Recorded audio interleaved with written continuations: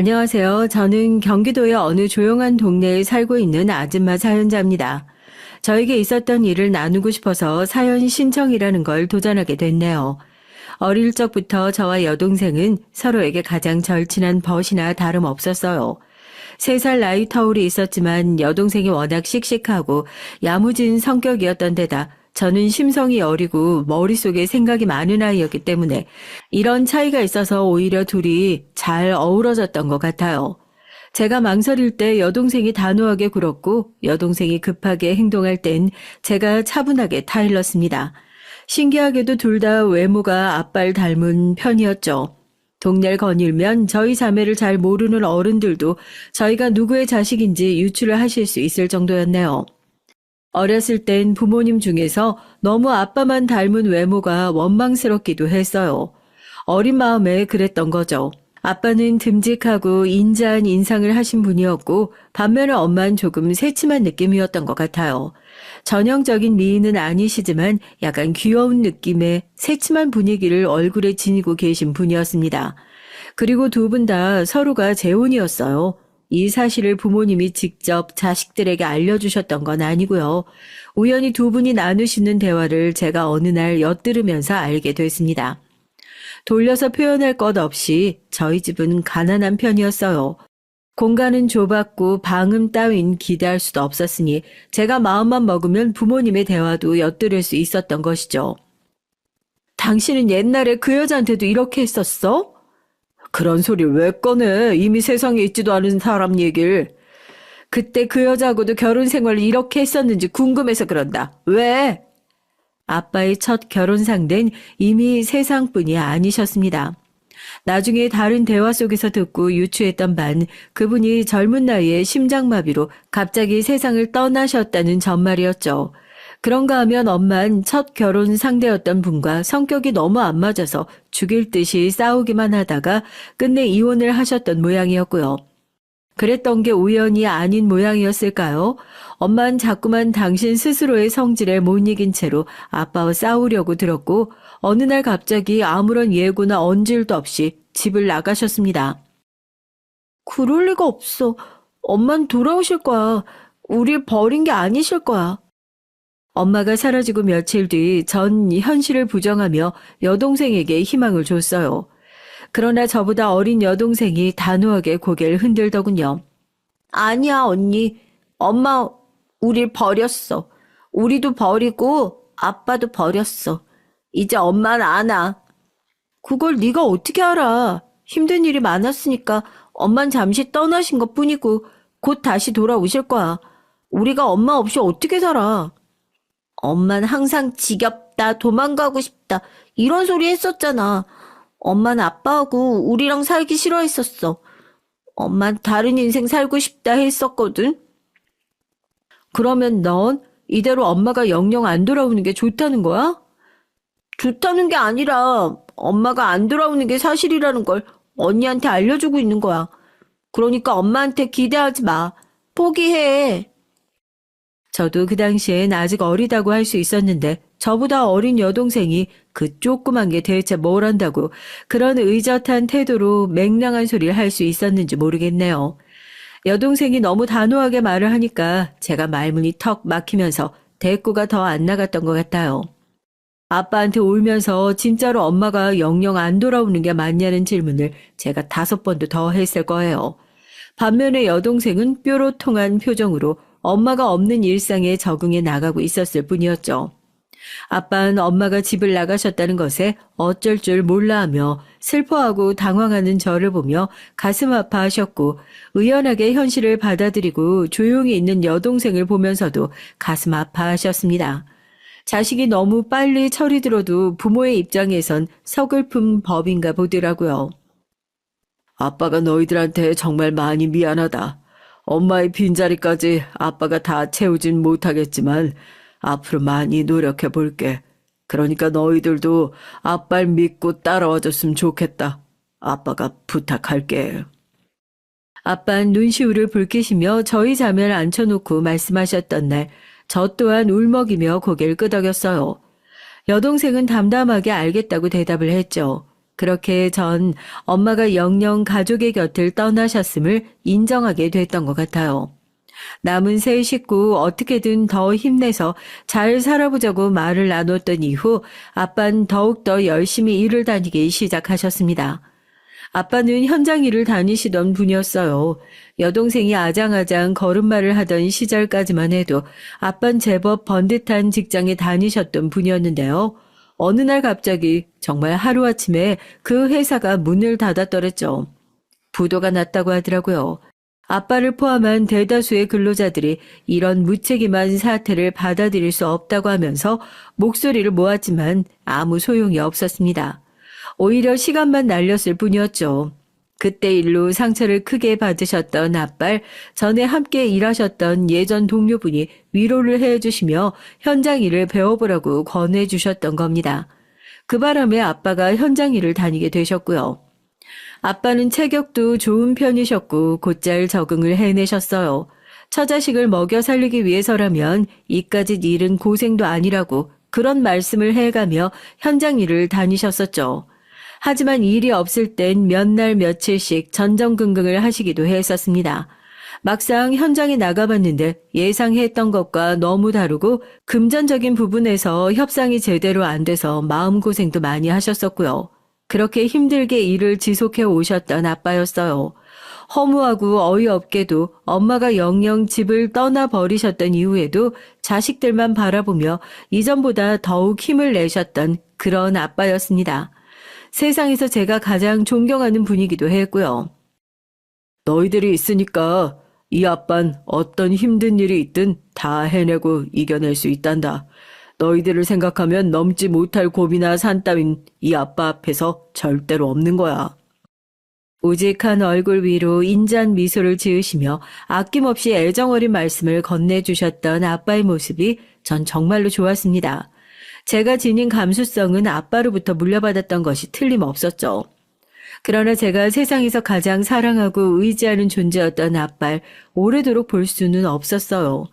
어느 날 아빠는 현장에서 일을 하시던 도중에 갑자기 쓰러지셨어요. 같이 일을 하고 계셨던 분들이 말씀하시길 별다른 징후를 전혀 못 느끼셨다고 해요. 아빠는 그냥 평소와 같은 모습이셨을 뿐이라고 하였습니다. 그러나 병원에서 밝혀진 건 아빠의 뇌에 큰 문제가 생겨 있었고 조치가 너무 늦었다는 사실이었죠. 아빠가 의식을 찾지도 못하신 채 병원에 누워 계셨을 때가 아마 제가 인생에서 가장 힘들었던 시기였을 거예요. 감당하기가 너무 힘든 벅찬 것들이 가슴 가득 차오르더라고요. 아빠, 이대로 가시면 안 돼요. 저희만 두고 가시면 안 돼요. 그럼 저흰 진짜 세상에 아무도 없단 말이에요. 아빠도 잘 아시잖아요. 그러니까 저희 두고 가지 않으실 거죠?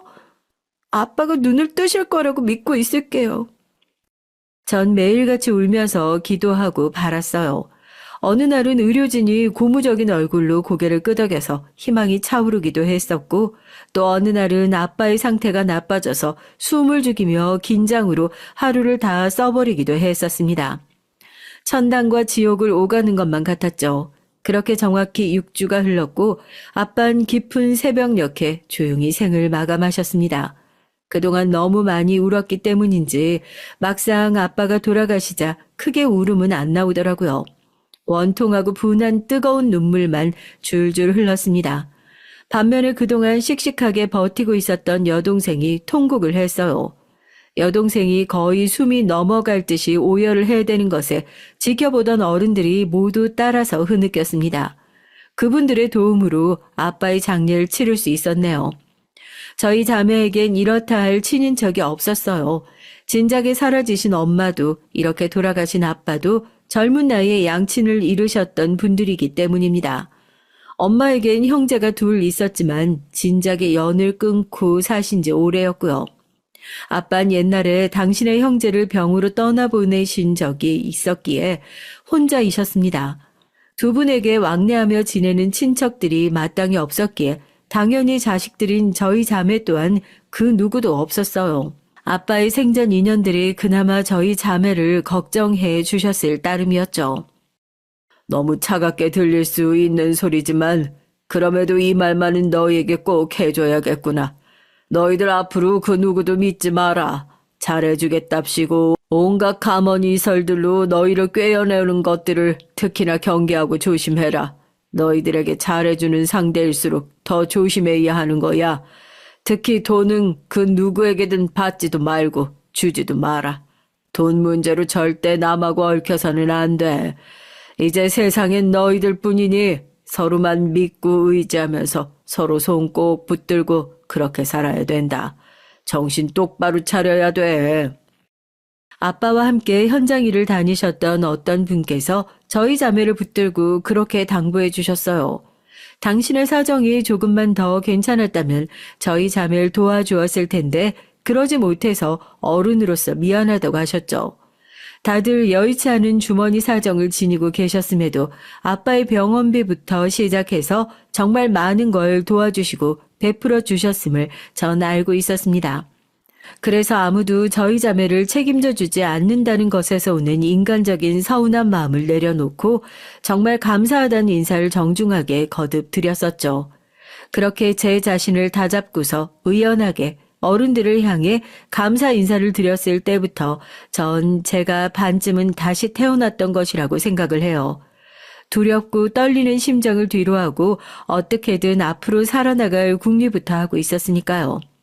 아빠가 돌아가시면 절대 못 살 것처럼 울어대기만 했던, 마냥 여리기만 했던 제가 변한 것이었죠. 왜냐하면 전 혼자가 아니었고 저에겐 여동생이라는 존재가 있었으니까요. 저와 세상에서 가장 가까운 존재였습니다. 여동생과 둘이서라면 아등바등 이를 악물며 버틸 각오가 이미 저에겐 되어 있었어요. 물론 처음엔 무척 힘들기만 했었죠. 얼마나 막막했던지 모릅니다. 재산이 있는 것도 의지할 구석이 있는 것도 아니었으니까요. 느껴지는 건 부모님의 빈자리뿐이었죠. 어디서부터 어떻게 시작해서 살아가야 할지 저희 자매는 정확히 몰랐기에 그래서 무작정 열심히 하루하루를 사는 것에 집중했습니다. 지연아, 돌아가신 우리 아빠가 얼마나 열심히 사셨던 분인지 너도 알지? 우리도 그렇게 살아보자. 열심히 살다 보면 분명히 좋은 날이 올 거야. 언니, 나도 그렇게 믿어. 나쁜 일이 많이 일어났으면 그 다음엔 좋은 일이 많이 일어날 순서일 거야. 서로가 있었기에 두렵고 걱정되는 순간들도 이겨낼 수 있었어요. 세상 물정 모르는 여자의 둘이서만 지낸다고 하면 우습게 보고 이용해 먹는 사람들이 있을까봐 웬만하면 개인적인 얘기들은 밖에서 하지 않고 살았습니다. 강해야만 살아남을 수 있었기에 저희 자매는 점점 더 강해졌던 것 같네요. 정말 힘든 길이었죠. 서로를 의지하며 악바리처럼 버텼었고요. 앞만 바라보며 더 나은 미래를 기대하면서 그렇게 최선을 다했어요. 하루하루 생존만이 목표였던 저희 자매였는데 시간이 지나면서 더 나은 일상을 살아가는 것이 목표로 자연스럽게 바뀌더군요. 전 2년제 전문대를 나왔고 안 해본 아르바이트가 없었어요. 그리고 대학을 졸업한 후엔 대기업 계열의 공장에서 3년간 일을 했었습니다. 그 이후엔 자격증 2개를 따고 제 나름의 발전과 성장을 거치면서 제법 번듯한 중소기업의 사무직으로 들어갈 수 있었죠. 그때 제 나이가 27이었습니다. 이제야 제법 모든 것이 안정적으로 느껴져서 숨을 돌릴 수 있었고 주변의 것들을 여유로운 시선으로 둘러볼 수 있게 된 때였죠. 그때가 되어서야 비로소 전 한숨을 돌렸던 겁니다. 제가 아무래도 언니다 보니까 여동생보다 책임감이 더 강하게 있었던 것 같아요. 비단 제 인생뿐만 아니라 여동생을 책임지고 이끌어 주어야 한다는 생각이 저에겐 항상 있었거든요. 여동생은 꽤 괜찮은 4년제 대학을 나왔습니다. 정말 기특하게도 성적 관리도 대외 활동 경력과 아르바이트까지 대학을 다니면서 그 무엇 하나 놓치지 않았던 제 여동생이었어요. 얼마나 뿌듯했는지 모릅니다. 제가 그때 공장에서 일을 하는 보람이 있었죠. 여동생만 생각하면 돈을 벌고 모으는 보람이 넘쳤으니까요. 저보다 원체 당찬 성격이었던 여동생이 전 다양한 경험을 쌓으면 좋겠다고 바라고 있었어요. 넓은 세상을 보기를 원했습니다. 그래서 강력히 권유를 해서 여동생에게 해외에 나가 경험을 쌓도록 했어요. 내가 외국에 나가서 여러 가지 보고 배우고 익히고 싶었던 건 사실이야. 하지만 바란다고 해서 다 이루어지는 게 아니니까 꼭 그렇게 되길 바랬던 것도 아니었어. 그러니까 난 굳이 외국에 안 나가도 괜찮아. 네가 하고 싶은 걸 접고 욕심을 내려놨기 때문에 휴학 한 번 안 하고 졸업까지 달려왔던 거잖아.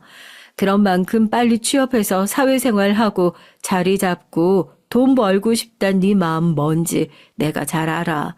하지만 지연아, 경험하지 않으면 영영 모르는 게 있고 그건 영영 아쉬움으로 남을 거야. 네가 원하는 건 외국에 나가보는 거니까 네 마음을 따르는 게 맞아. 일찍 졸업한 만큼 남들보다 시간이 더 있다고 생각하면 어떨까? 언니도 한 번을 안 쉬고 계속 일을 해왔는데 언닌 계속 돈을 벌면서 힘들게 지냈는데 그걸 뻔히 알면서 내가 무슨 외국을 나가. 말도 안 되는 소리야. 그건 사치야. 지연아, 넌 나랑 달라. 난 솔직히 말해서 아무것도 모르는 먼 외국에 나가서 지낸다고 생각하면 식은땀이 흘러. 짧은 여행이라면 모를까 아예 체류를 한다고? 누가 공짜로 시켜준다고 해도 난 사양이야. 하지만 넌 아니잖아. 네가 그런 꿈이 있다는 것 자체가 남들에겐 없는 재능일 수 있어. 그러니까 욕심 부려도 돼. 정말이야? 언니? 그러면 나 지금 취업 준비하던 거 그만두고 외국 나갈 준비해도 되는 거야? 내가 그래도 될까? 당연하지. 이제 망설이지 마. 진심으로 고마워, 언니. 덕분에 내가 진짜로 하고 싶은 게 뭔지 깨닫게 된 것 같아. 여동생의 벅차오르는 얼굴을 보며 저 또한 가슴이 뭉클해졌어요.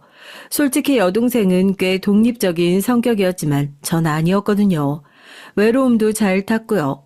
그래서 먼 곳에 여동생을 보내고 혼자 지낸다고 생각하면 쓸쓸했습니다. 그러나 여동생을 위해서 보내주는 것이 맞다고 판단을 했었고요. 외국에 나가서 지내며 이런저런 새로운 경험을 해보고 싶다는 꿈이 있었던 여동생은 그제야 정식으로 준비를 했어요. 언제가 되었든 이런 순간이 올까봐 그동안 제가 열심히 돈을 벌었구나 싶어서 보람된 마음으로 비용을 지원해 주었었고요. 여동생은 1년 동안 머나먼 타국 생활을 하면서 돈도 조금씩 벌며 그곳의 언어도 많이 배웠고 새로운 경험을 쌓을 수 있었죠. 누구 동생 아니랄까봐 똑 부러져서 아주 당차게 외국에서도 잘 지냈었죠. 통화를 할 때면 전 울컥했었는데 여동생은 항상 의젓했었답니다. 제가 걱정할까봐 절 안심시키는 말만 많이 해줬던 그런 속 깊은 여동생이었어요. 외국에서 지내며 새로운 시야를 가지게 된 여동생은 귀국을 한 뒤에 어느 외국계 기업으로 들어갔습니다. 예전엔 내노라 하는 국내 기업에만 입사 목표를 가지고 있었던 여동생이었는데 확 바뀐 것이었죠. 아빠가 돌아가시고 나서 저희 둘만 남았을 땐 막막하고 미래를 그리는 게 힘들었었는데 이젠 어느덧 여동생이 듬직한 모습으로 멋들어진 외국계 기업에 다니는 걸 보니까 정말 감개무량하더군요. 곱씹을수록 신기했고 대단하게 느껴졌습니다. 한 가지 아쉬웠던 점은 전 여동생이 귀국을 하고 나면 당연히 저와 같이 지낼 줄 알았는데 그게 아니었단 점이었어요. 제가 다니고 있던 중소기업과 여동생이 들어간 외국계 기업은 위치가 서로 상당히 멀었습니다. 그리고 전 이미 출퇴근 동선이 용이한 곳에서 살고 있었고요. 저에게 맞추자니 여동생의 출퇴근이 쉽지 않아지는 것이었습니다. 그래서 전 제가 거주지를 옮길 각오까지 했었는데 여동생이 이해가 안 간다는 식으로 반대를 했었네요. 각자 좋은 위치에서 따로 살면 되는 거지. 언니는 지금 집이 월세도 저렴하고 정말 잘 구한 집이잖아. 그런 집이 또 어디에 있겠어? 그 아까운 데를 왜 나오려고 그래. 난 회사 근처에 워낙 신축 빌라가 많이 생겨서 매물도 다양하고 가격대도 괜찮더라. 이왕이면 위치가 가장 가까운 곳으로 구해서 회사를 도보로 다녀볼까 해. 그러면 교통비도 절약되겠지? 여동생은 고민할 가치도 없다는 듯 명랑하게 따로 사는 얘기를 했고 전 속으로 시무룩했었지만 별로 내색은 못했어요. 저만 같이 살고 싶은 건가 하는 생각 때문에 왠지 침울하기도 했었고요. 그래서 각자 따로 살게 됐고 연락은 거의 매일같이 자주 했으며 얼굴은 한 달에 한두 번 정도는 보는 꼴이었어요. 제가 많이 강인한 어른으로 자란 뒤였지만 본래 외로움을 잘 타는 성격이었거든요. 그래서 처음 진지한 자세로 남자친구를 사귀어 본 것도 여동생이 외국에 나가 있을 때였어요. 누군가 제 곁에 있어주면 좋겠더라고요. 하지만 그때 사귀었던 남자친구는 괜찮은 사람이었고 제법 서로 잘 맞았지만 오래 사귈 만한 관계는 아니었습니다. 연애 초보에다가 남자에 대해 뭣도 몰랐음에도 그냥 본능적으로 알겠더라고요. 이 남자친구는 연애만 할 상대지 결혼을 바라볼 상대는 못 된다는 것을요. 그래서 헤어질 때도 아무런 미련이 없었던 것 같네요. 제가 남편을 처음 만났던 건 나이 30대의 일이었습니다. 남편이 저보다 4살이 많은데요. 지인을 통해서 소개로 만났고 처음부터 왠지 호감이 갔어요.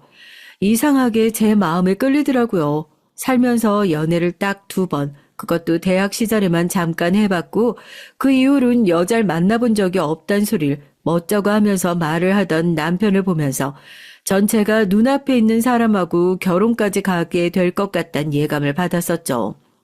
전 제 스스로가 외로움을 잘 타기에 이 부분을 가장 경계해 왔었어요. 외로움을 달래기 위해서 누군가에게 의지를 하며 간이고 쓸개고 다 빼줄 것처럼 굴게 될까봐 제 자신을 항상 점검하며 살아왔습니다. 부모님이 안 계셨으며 주변에 어른이 일찍부터 아무도 없었으니까요. 절 지킬 건 제 자신뿐이었습니다. 그래서 저 같은 사람은 만약에 남자를 잘못 만나서 결혼에 실패하면 남들보다 몇 배로 인생이 한 방에 곤두박질을 치고 말 거란 생각을 항상 가지고 있었네요. 금전적인 부분은 말을 할 것도 없었죠. 제가 정확히 얼마를 벌고 얼마를 모았는지 이런 걸 그 누구에게도 절대 말을 한 적이 없었어요. 아무리 가까운 친구라 할지라도 금전적인 얘기는 솔직히 안 털어놨었죠. 오로지 제가 믿을 수 있는 존재는 여동생 하나뿐이었고요. 하지만 희한하게도 남편은 별로 오래 만나지도 않았지만 믿음이 갔던 것 같아요. 얼굴도 보통이고 키도 보통이고 학력도 무난하고 직업도 그저 그랬습니다. 남자 나이 34세, 그 당시 모아놨던 돈이 3,500만 원 정도였어요. 무슨 엄청난 사정이 있어서 취업을 상당히 늦게 했다거나 집에 큰 일이 있었다거나 하는 게 아닌 이상 직장인 남자가 그 나이에 그 정도밖에 안 모았다고 하면 고개가 갸웃거리는 게 일반적이죠. 특히나 결혼할 생각이 있는 남자라면 그럴 수밖에 없었습니다. 그런 조건으로 결혼을 하겠다고 그러면 여자 입장에선 당황스러우니까요. 그래서 남편이 처음에 어딘가 자신 없는 태도로 저에게 굴었던 것 같아요. 하지만 저라고 해서 특별히 뭐 잘난 게 있는 여잔가요? 오히려 객관적으로 부족하다면 부족한 여자가 저였던 것을요. 그럼에도 남편은 저보다 본인이 더 훨씬 부족한 것처럼 생각하고 그렇습니다. 제가 본 남편의 최고 장점이 뭐였을지 이쯤 되면 짐작이 가시죠? 맞아요. 바로 착하다는 것이었어요. 무척 겸손하기도 했고요. 제가 부모님도 안 계시고 일가 친척도 없고 여동생 한 명이 가족의 전부라는 사실을 조금도 얕잡아 본 적이 없던 사람이었습니다. 이런 사람이니까 제가 본능적으로 그 착한 부분을 딱 느끼고 결혼의 예감이 들었나 보더라고요.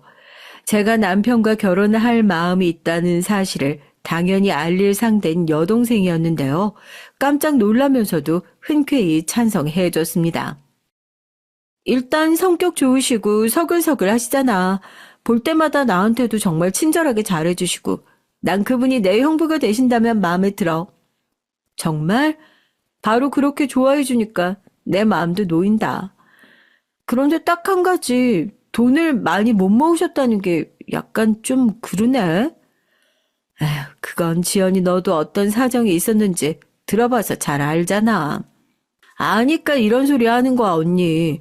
그분은 사람이 참 좋은데 너무 좋아서 그게 양날의 검인 것 같아. 장점이지만 단점이기도 하다는 거지. 너무 자기 가족들한테 끌려가는 것 같지 않아? 가족들의 빚을 갚느라고 그 개고생을 다 하셨다는 것도 난 짠하면서도 한편으론 기가 막혀. 게다가 지금까지 결혼 생각 없어서 여자를 한참 안 만나셨다는 것도 다 자기 형보다 먼저 결혼하면 안 된다는 것 때문이었다면서? 그런 게 어딨어. 시대가 어느 때인데. 그건 좀 너무하지 않아? 그런 점들은 나도 좀 안 좋게 생각되긴 하는데 가족을 우선시하다 보면 충분히 그럴 수도 있다고 생각 또한 들어.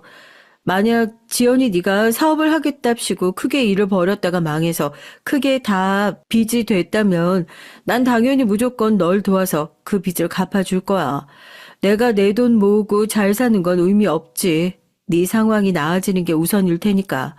그러니까 그 사람도 자기 가족이 항상 우선이기 때문에 그렇게 살아온 거라고 생각해.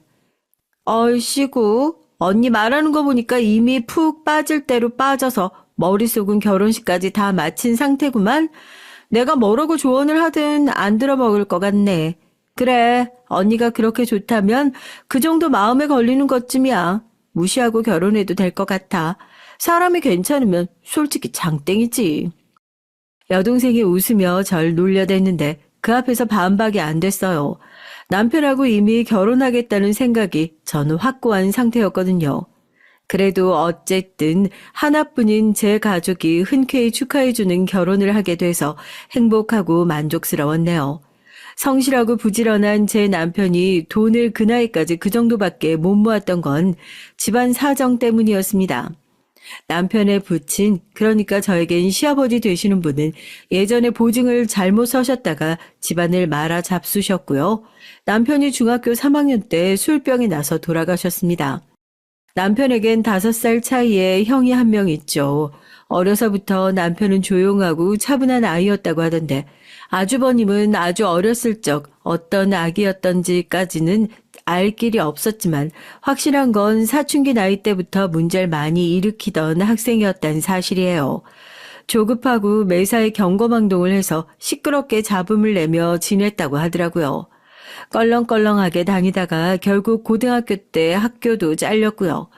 아주버님의 인생에서 의욕을 처음 가지셨던 건 부친상이 계기였다고 합니다. 시아버지께서 돌아가신 일로 아주버님이 각성을 하셨던 거예요.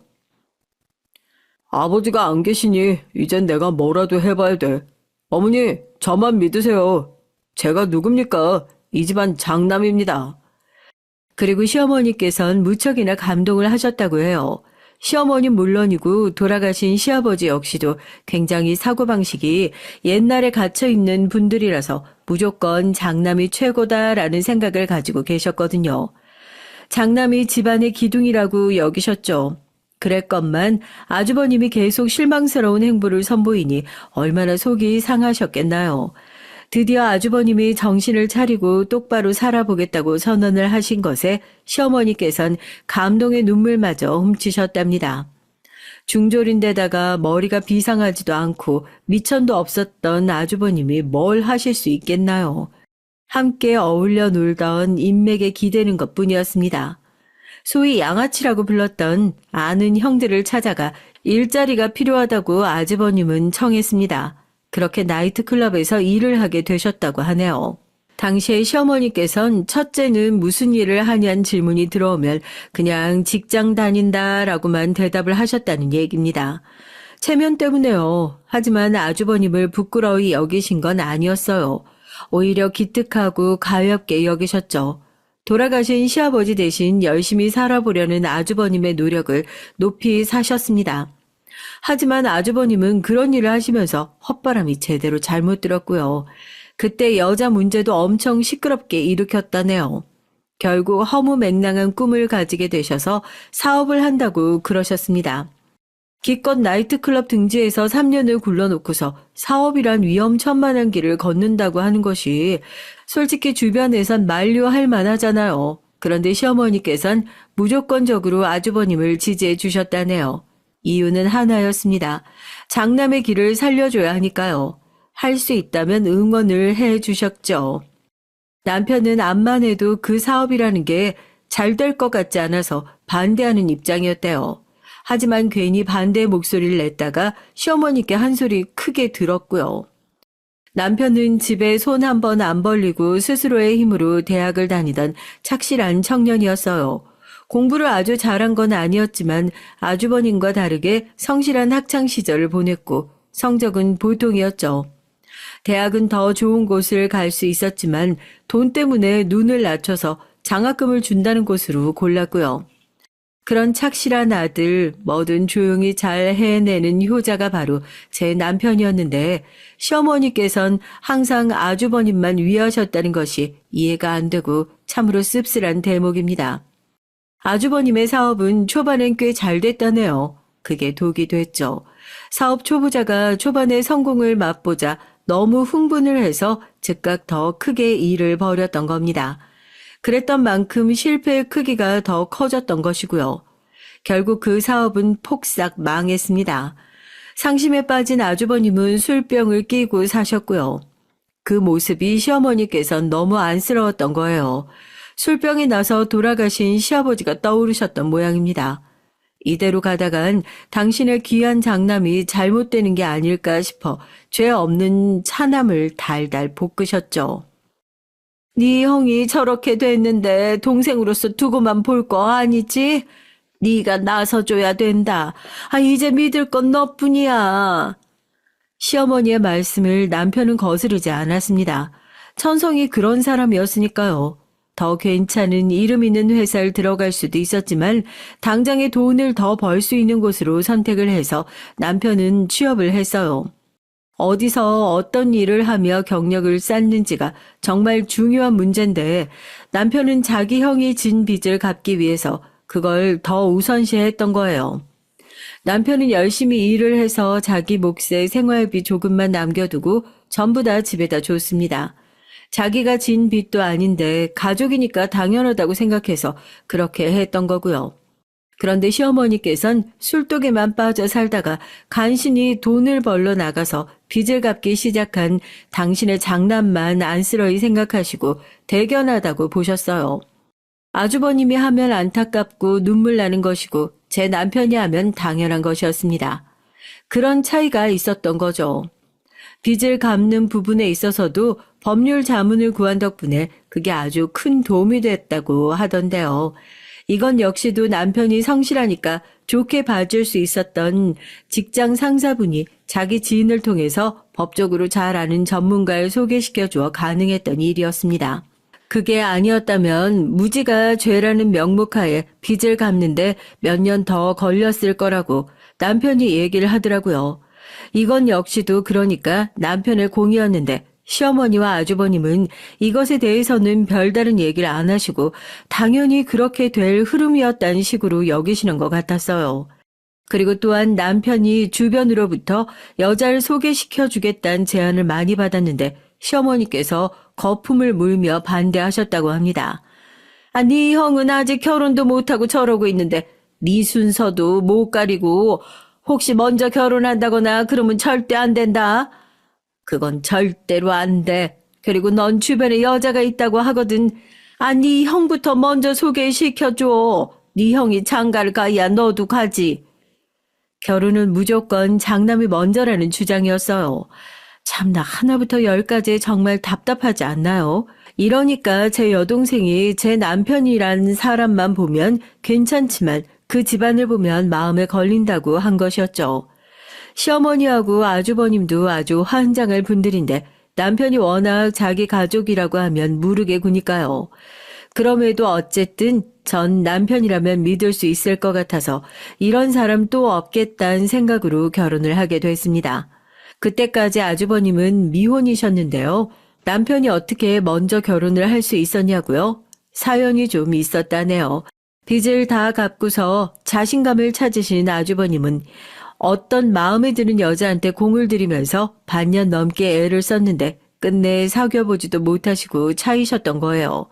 그냥 차이셨던 것도 아니고 그 여자가 아주버님한테 다른 남자랑 결혼한다며 청첩장을 보여줬고 그렇게 거절을 당하셨던 겁니다. 배신감에 치를 떠신 아주버님은 홧김에 이렇게 외치셨대요. 전 결혼 같은 거 안 할 겁니다.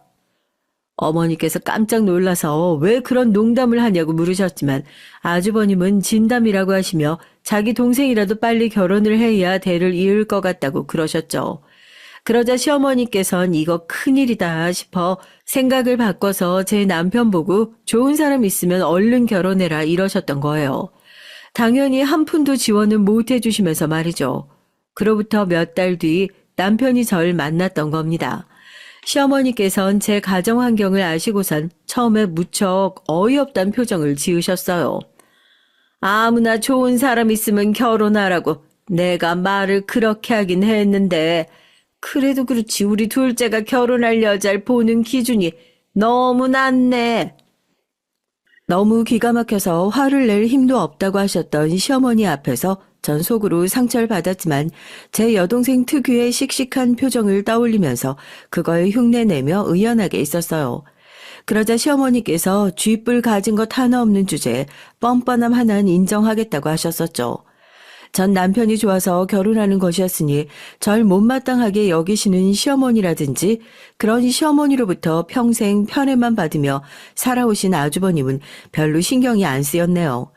남편이 워낙 자기 모친과 형에게 끌려다니는 사람인데 저까지 한 몫을 거둘 생각은 추호도 없었거든요.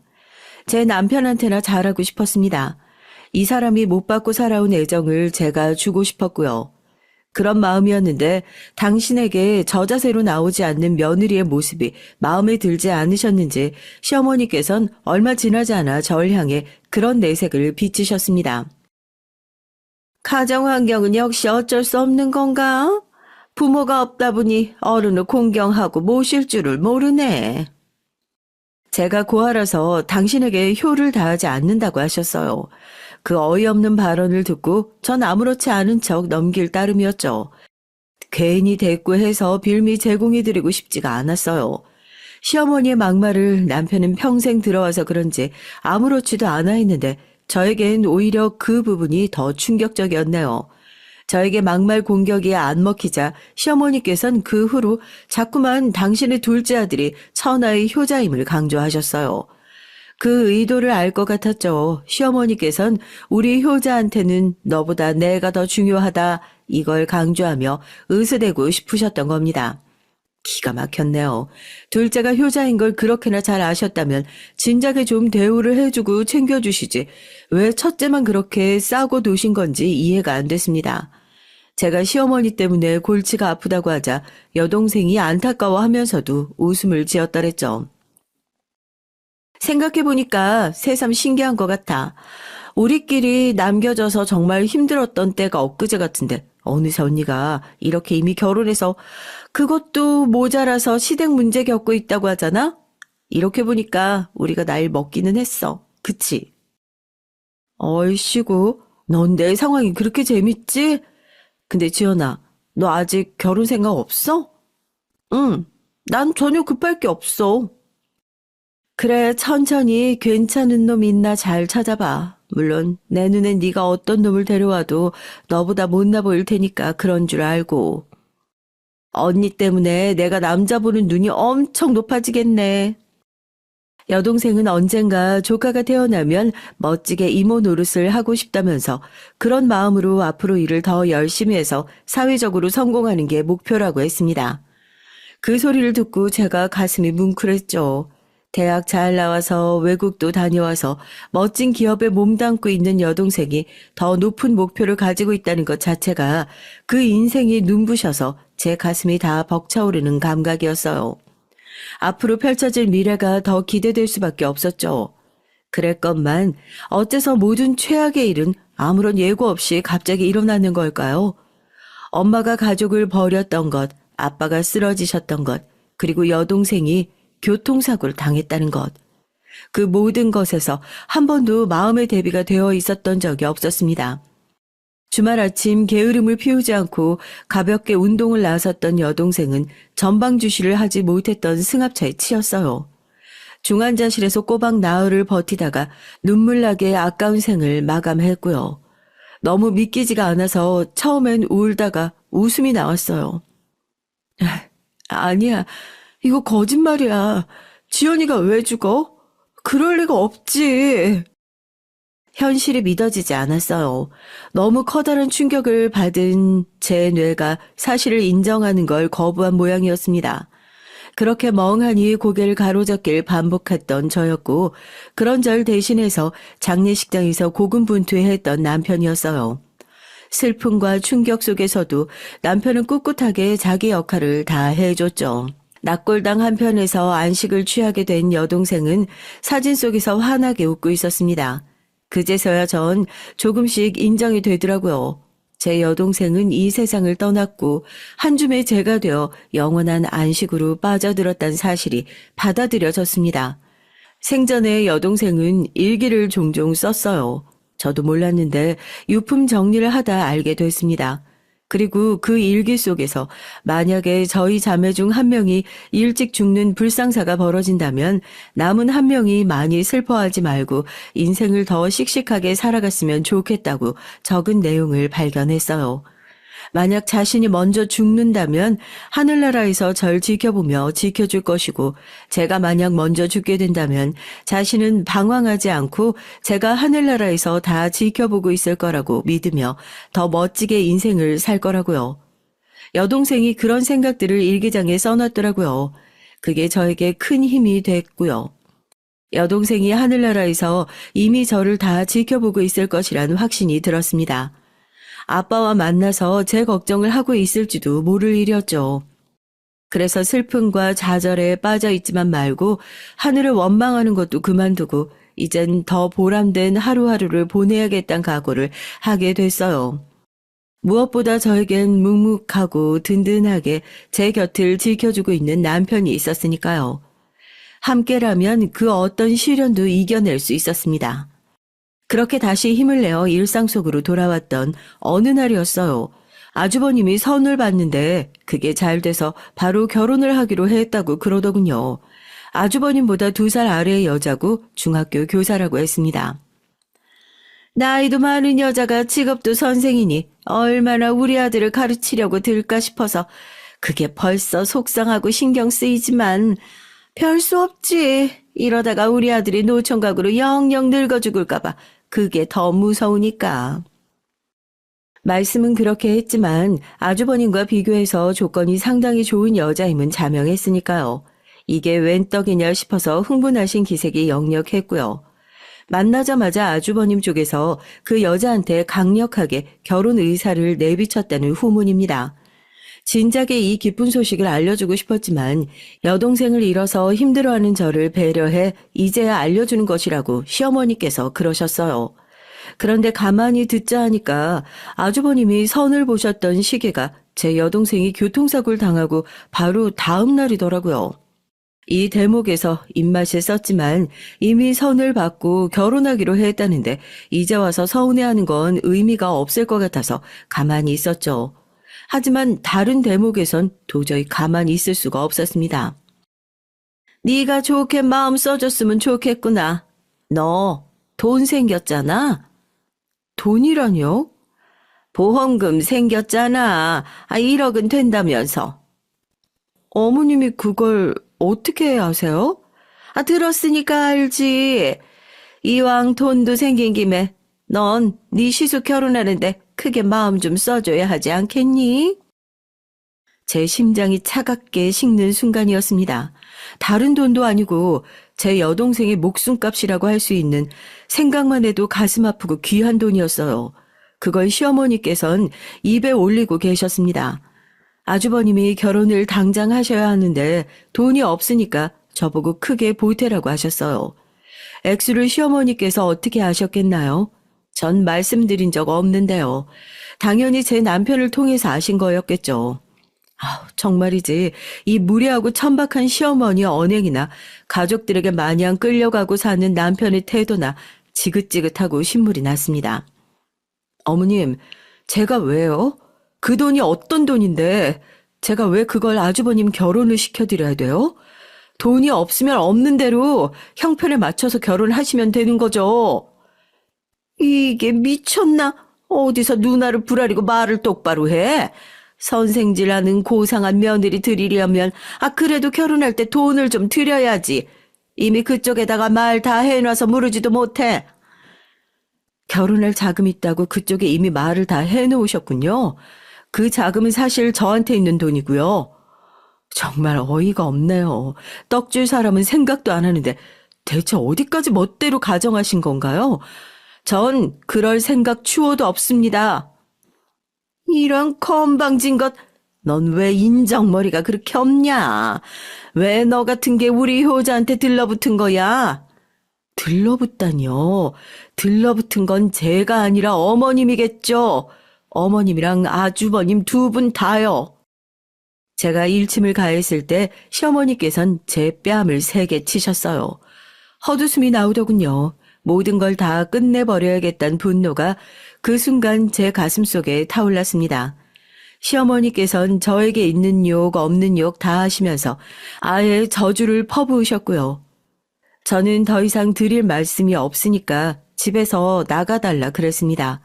애초에 제가 혼자 집에 있을 시각에 연락도 없이 불쑥 들이닥치셨던 분이었고요.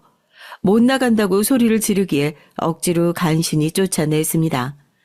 1시간여가 지나서 저보다 퇴근이 늦은 남편이 귀가했고요. 세게 얻어맞아서 빨개진 볼을 한 저를 보고 깜짝 놀랐습니다. 그런 남편에게 제가 외쳤어요. 선택해. 나랑 이혼하든지 아니면 당신 가족하고 연을 끊든지. 남편은 무척 당황스러워하면서도 마치 언젠가 이런 순간이 올 줄 알았다는 표정으로 눈을 질끈 감았어요. 그런 남편에게 전 여동생을 위해서라도 더 정신 차리고 살 생각밖에 없으며 남편 또한 인생을 똑바로 살아야 하는 것이라는 충고를 남겼습니다. 그렇게 못할 것 같으면 당장 이혼하자고 했어요. 남편은 꼬박 하루를 고민하더니 앞으로의 인생은 저와 함께 잘 살아보고 싶다고 하더군요. 자신의 선택을 책임지겠다고 하면서 시어머니께 절연의 의사를 남편이 스스로 가서 밝혔어요. 호구나 다름없던 효자의 반란에 시어머니의 눈이 뒤집어졌고요. 있을 땐 소중한 줄 모르다가 없어진다고 하니까 그제서야 거품을 무셨습니다. 앞으로도 살살 굴려 먹으며 효자에게 뜯어낼 궁리가 가득하셨을 텐데 그게 다 사라진 거였어요. 야, 너 때문에 내 말이면 껌뻑 죽는 내 아들의 정신이 나가버렸다. 어? 너 어쩔 거야? 너 어떻게 책임질 거야? 뭐 어떻게 하기는요. 이제 각자 알아서 따로 살면 되는 거죠. 어머님은 그 잘난 장남 있잖아요. 장남이나 옆구리에 끼고 사세요. 시어머니께서 발작을 하셨지만 전 번호를 그때부터 차단했고요. 아주버님과 결혼하기로 했던 여자가 근무하고 있는 학교 이름을 들었던 바였으니 그곳을 찾아가서 누구인지 알아내는 건 식은 죽 먹기였습니다. 그리고 전 아주버님이 온갖 가식을 부리며 감언 이설로 결혼하자며 꿰어낸 여자에게 말을 해줬죠. 절대로 그 결혼은 하시면 안 돼요. 지옥길로 들어가시는 거니까요. 지독하게 유난스러운 시어머니? 그거 아무것도 아닙니다. 제 아주버니란 사람 자체에게도 문제가 있거든요. 예전에 나이트클럽을 돌며 일을 하셨을 때 이 여자 저 여자한테 찝쩍거리면서 옮겨다니며 동거도 하고 임신도 시키고 일부러 험하게 굴어서 유산까지 시키고 그러셨던 분이에요. 거짓은 없었고 진실뿐이었으니 저는 당당했네요.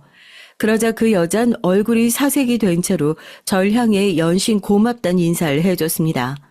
저에게서 이런 얘기를 듣게 됐다는 건 겉으로 티를 안 내셨고요. 사실 임신이 어려운 몸이고 건강 상태도 좋지 않고 집안에서 뒤늦게 결혼 반대를 한다는 식으로 그런 핑계를 만들어서 그 여잔 아주버님께 파혼이자 결별을 통보했습니다. 아주버님은 망연자실 하셨고요. 워낙 나약하신 분이라 그런가 한탄을 하며 술독에 빠져 드셨습니다. 시어머니께선 미칠 노릇이었죠. 게다가 그 여자가 금세 새롭게 선을 봐서 만난 괜찮은 남자와 몇 달 만에 결혼식을 올렸거든요. 이걸 또 나중에 아시고 아주버님은 더욱더 술독에 깊이 빠져들어서 완전히 망가졌어요. 시어머니는 애가 끌었고 효자를 찾으며 울부짖으셨으나 아무 소용이 없었어요. 남편은 시간이 갈수록 저와의 결혼 생활에 온전히 더 집중을 했고요. 둘이서 알콩달콩 잘 지냈네요. 그러다가 건강한 아이도 태어났는데 남편은 아빠가 된 이후로 사람이 또 한 번 달라졌어요. 이제 남편의 인생에 저와 아이 딱 이렇게 둘뿐인 게 느껴지더라고요. 시어머니나 아주버님이요. 아이가 태어난 뒤로 남편은 그 두 사람을 아예 생각도 하지 않았습니다. 아무런 미련도 없어진 것이었죠. 화병 걸린 노모와 술병 걸린 노총각 아들의 조합이라니 갈수록 그 두 사람은 생기를 잃어가며 하나도 재미없게 지낼 수밖에 없었답니다. 전 남편하고 전혀 문제없이 살아왔으니 딱 한 가지 최근에 고민되는 일이 생겼어요. 저희 엄마요. 대체 어떻게 아신 건지 저에게 연락을 해오셨어요. 보고 싶고 만나고 싶다고 하시더군요. 이제 와서 저에게 용서를 구하고자 하셨습니다. 저에게 없는 존재라고 생각하고 살아왔는데 상황이 이렇게 되니까 너무 당황스럽더라고요. 제가 어떻게 하는 게 현명한 길일까요? 안녕하세요. 결혼한 지 얼마 안 된 새댁입니다. 남편과는 대학교 때 친구예요. 서로 좋은 감정은 있었지만 연인이 되기까지 많이 어긋나고 서로의 감정은 숨기고 계속 친구로 지낼 뻔하다가 남자친구가 용기 낸 덕분에 지금 결혼까지 앞두고 있는 사이가 됐어요. 처음부터 호감을 가지고 있었지만 주변 사람들 때문에 이어지는데 이렇게 오랜 시간이 걸렸네요. 우린 참 인연인가 보다 했지만 사실 그것보다 더 오랜 세월 전부터 우리가 이어질 수밖에 없었던 인연이었더라고요. 저희도 알고 경악했지만 어른들은 더 많이 놀라셨던 저희 인연에 대해서 자랑하고 싶어서 이렇게 사연을 보냅니다. 사실 저희 엄마는 손이 좀 많이 불편하세요. 집안의 유전병 때문에 말초신경과 근육에 문제가 있어서 오랜 시간 치료를 받으셨고 지금은 다른 곳은 거의 다 괜찮지만 오른쪽 손만 좀 불편하세요. 그런데 남자친구 어머니가 몸이 불편한 것에 좀 많이 민감하시더라고요. 엄마가 식사할 때 젓가락질이 불편한 걸 보고 인상을 제대로 찡그리시더군요. 농사나 짓는 청것인 줄로만 알았더니 몸도 병신이었네. 이런 소리를 하신 거예요. 저흰 다 얼어버렸습니다. 너무 어이없고 충격적인 말이라 숨이 턱하고 막히더라고요. 목소리가 목구멍으로 나오질 못하는 것처럼 그 누구도 아무 말도 하지 못했어요. 저희 엄마는 눈물이 그렁그렁 하셔서 자리를 피하고 싶어 하시는 게 역력했고요. 근데 남자친구가 나서더라고요. 엄마, 그런 말 하시면 안 돼요. 장모님이 아프신 건 장모님 아버님께서 우리 외할아버지 구하시고 베트남에서 고엽제 맞으셔서 그러신 거예요. 저희한텐 평생 은인입니다. 그게 무슨 소리냐? 외할아버지를 구하셨다고? 베트남에서 힘들게 돌아오신 할아버지를 팔아서 지금 말도 안 되는 소리를 지어내는 거냐, 넌? 아니에요, 엄마. 안 믿으실까봐 저희 집에 있는 사진을 제가 휴대폰으로 찍어왔어요. 우리 집에 있는 외할아버지 사진이랑 똑같죠? 이 사진 두 분이 파병 가시기 전에 찍은 사진이라고 들었잖아요. 같이 사진 찍은 그 친구분이 지인의 외할아버지래요. 저도 듣지 못했던 얘기를 상견례장에서 들으니까 얼떨떨 하더라고요. 먼저 저희들 얘기를 좀 하자면 지혁이랑은 같은 과 신입생 환영회에서 만났어요. 처음 봤을 때부터 뭔가 익숙하고 친근한 느낌이었죠. 낯설지 않고 어디서 많이 본 것 같은 느낌이요. 그렇게 스스럼 없이 친해지고 어딜 가도 같이 다녔어요. 둘이서 있으면 참 좋고 편한데 주변에서 가만두질 않더라고요. 저흰 서로 좋아했지만 서로 쑥스러워서 고백은 못한 상태였고요. 그 사이에 계속 우릴 좋아한다고 하는 사람들이 끼어들어서 우린 몇 번이나 어긋났습니다. 동기나 후배가 끼면 그러려니 하겠는데 여자 선배나 남자 선배들이 우리 사이에 끼고 시기 질투를 하니까 정말 쉽지 않더라고요. 게다가 주변 사람들한테 지혁이한테 여자친구가 있는데 제가 지혁이한테 꼬리를 계속 친다거나 제가 남자친구가 있는데 저한테 지혁이가 어장관리를 한다거나 그런 소문을 돌게 만들더라고요. 둘 다 조심스러운 성격 때문에 항상 옆에 있었으면 했던 친구를 절대 잃고 싶지 않았고 상대방의 마음에 확신이 없기도 했던 것 같아요. 그러다 결국 제가 지치더라고요. 3학년 때 영국으로 교환학생 신청을 했어요. 지혁이한텐 끝까지 말 안 하고 가려고 했었는데 조교 선생님한테 제 얘기를 들은 것 같더라고요. 상황을 회피하려고 했던 저에게 지혁이는 용기를 내서 영국으로 따라왔습니다. 저희 둘은 용기를 낸 지혁이 덕분에 이어질 수 있었고 미래를 약속한 사이가 됐네요. 사귄 지 몇 해가 지난 어느 날 가족 얘기가 나왔어요. 지혁이가 집안 얘기를 잘 안 해줘서 뭔가 사연이 있나 했는데 그날은 주말이었고 오랜만에 맑은 날씨의 오후였던 것 같아요. 카페에 앉아 있다가 갑자기 말을 하더라고요. 우리 엄마가 사실은 좀 아파. 몸이 아픈 건 아니고 마음이 좀 아픈 사람이야. 어릴 때 외할아버지가 월남전 갔다 오시고 불구가 돼서 오셨는데 할아버지랑 어렸을 때 같이 자랐던 친구가 할아버지를 구하다가 돌아가시는 바람에 우울증까지 생기셨어.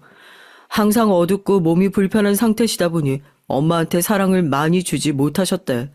아빠가 타국에서 돌아오기만 기다렸을 우리 엄마는 아빠 상태를 보고 충격을 많이 받으셨고, 덕분에 엄마는 아직도 몸이 아픈 사람을 엄청 싫어하시고 건강에 대한 강박이 심하셔.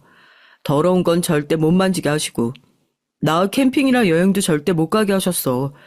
정말 많이 싸웠는데 왜 그러시는지 알고 나니까 포기가 되더라. 친구들이 많이 서운해했지만 어쩔 수 없었어. 너무 걱정하는 마음이라는 걸 아니까 말이야. 넌 절대 외국 가서 다치면 안 된다고 애원하는 그 눈빛을 어떻게 외면하겠어. 영국 가는 것도 엄청나게 싸워서 온 거야. 난 전쟁 나가는 거 아니라고 공부하러 가는 거니까 허락해달라고 몇 날 며칠을 싸워서 간 거야. 나 이렇게 엄마한테 반기 들고 너 만나러 온 거니까 네가 책임져야 돼. 그랬구나. 고생했네. 우리 남친 내가 많이 예뻐해 줄게. 그리고 나도 할 말이 있어. 참 우리가 많이 닮았다. 우리 외할아버지도 월남전 참전하셨댔어. 할아버지도 거기서 친구가 돌아가셔서 많이 힘드셨다고 하셨대. 할아버진 고엽제 부작용 때문에 몸이 많이 아프셨어. 한국에 들어오셔서 집안에서 소개시켜준 여자랑 결혼하라는 등살에 급하게 결혼을 하셨는데 결혼 후에 부작용이 많이 드러나셨나 봐. 그게 아이한테 유전이 되리라고는 생각을 못 하셨다가 엄마가 태어나고야 아셨대. 엄마가 근육계 이상으로 몸이 많이 불편하셨거든. 근데 할아버지가 다 자기 탓이라고 엄마 치료하려고 엄청 애쓰신 거야. 그래서 지금은 손만 좀 불편하시고 다른 데는 많이 좋아지셨어. 엄마 몸이 안 좋으니까 결혼도 안 하고 애도 절대 안 낳으려고 하셨는데 어렸을 때부터 엄마를 몰래 좋아하던 아빠가 계속 고백 공격을 하는 바람에 애를 절대 안 낳는 조건으로 결혼하셨대. 근데 넌 태어났잖아. 아, 난 그러니까 우리 엄마가 가슴으로 낳은 애야. 원래 내 친엄만 아빠의 여동생이었는데 그러니까 막내 고모지. 고모가 그 시대에 드문 신여성이었는데 계속 결혼 안 하겠다고 하시다가 30대 후반에 운명의 상대를 만나서 결혼하셨대. 결혼하고 애 낳으셨는데 그게 나야. 근데 고모랑 고모부가 차 사고로 같이 돌아가셔서 우리 엄마가 날 호적에 올리고 입양해서 키우신 거야. 지혁이는 말 대신 저를 안고 토닥여 줬어요. 근데 우리 엄마 몸은 좀 불편하지만 세상 어떤 엄마보다 날 예뻐해주고 잘 키워줬어. 그게 너무 고마워. 너희 엄마가 우리 엄마를 싫어하지 않으셨으면 좋겠다. 아니, 벌써 우리 엄마한테 인사드리러 갈 생각하는 거야? 너 김칫국 너무 마시는 거 아니냐? 걱정 마. 우리 엄만 건강하면 다 오케이야. 너 밥 먹는 거 보면 바로 오케이 하실걸? 그래, 내가 밥을 좀 야, 이리 와 너 잡힘 진짜? 지혁이랑 학교를 졸업하고 꽤 유명한 회사에 취업을 했어요. 지혁이랑 다른 회사에 들어갔지만 위치는 아주 가까워서 둘 다 다행이라고 좋아했죠. 더 자주 만나고 마음이 많이 깊어진 우린 같이 미래를 꿈꾸기 시작했습니다. 결혼 얘기가 나오고 나서 지혁의 어머니를 좀 뵈면 좋겠다는 생각이 들더라고요. 마음이 아프신 분이라고 하는데 엄마 생각을 하니까 좀 걱정되기도 했고요. 지혁이를 이렇게 잘 키워주셨으니까 분명 좋으신 분일 거라고 생각했는데 보통 분은 아니시더라고요. 처음 지혁이네 집에 갔는데 정말 예쁘게 차려입고 계시더군요. 환한 미소로 절 반겨주셨어요. 집도 정말 깔끔하고 예뻤고요. 음식들도 예쁘게 차려져 있었고요. 살펴보니까 지혁이 엄마는 하루에 청소를 3번 이상 하시더라고요. 가구에 먼지가 앉는 걸 극도로 싫어하시고 집안은 늘 여러 대의 공기청정기가 돌아가고 있다고 하더군요. 집안이 깔끔해서 좋긴 하지만 편하게 살 수 없는 곳이라고 하더군요. 엄마 덕분에 가족이 다들 청소의 달인이 됐네요.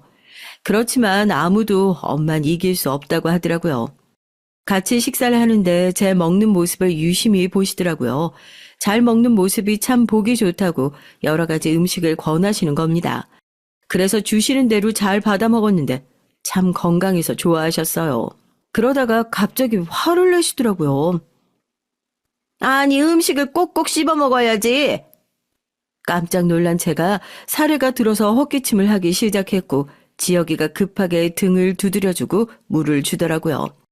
엄마, 애 놀라게 그렇게 갑자기 소리를 지르면 어떡해. 아니, 나 괜찮아. 놀랐으면 미안하다. 그렇게 급하게 먹으면 소화 안 될 것 같아서 그랬단다. 지희야, 잘 먹는 건 좋지만 음식은 30번 이상 씹어 먹어야 돼. 안 그럼 위에도 부담이 되고.